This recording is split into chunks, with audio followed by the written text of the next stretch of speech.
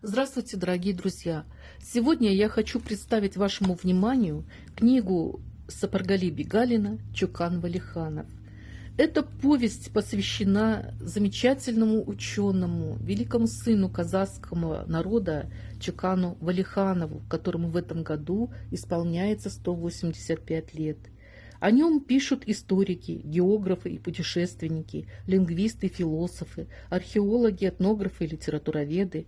Пишут потому, что он был ученым, обладавшим глубокими познаниями во многих областях науки. О нем пишут как о первом художнике Средней Азии и Казахстана XIX века. Писатели говорят о нем как о талантливом писателе, журналисты как о блестящем публицисте.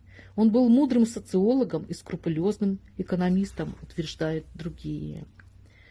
Он сделал открытие, совершив беспримерный научный подвиг, приоткрыв таинственную завесу над Центральной Азией в те мрачные времена, когда жестокость правителей Коканда, Бухары и Кашгара наглухо закрыла туда все тропы и дороги для европейских ученых.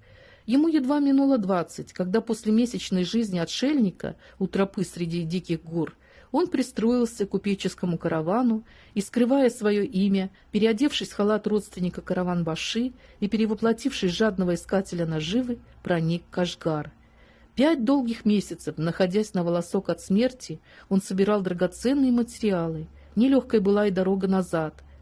Засада за засадой, грабеж за грабежом, зато с каким упоением работала над собранными материалами.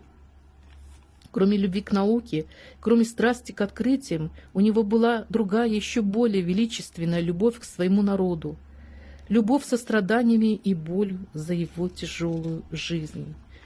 Повесть Сапаргали Бегалина рассказывает о короткой и очень яркой жизни замечательного ученого, замечательного гражданина своего народа Чукана Валиханова.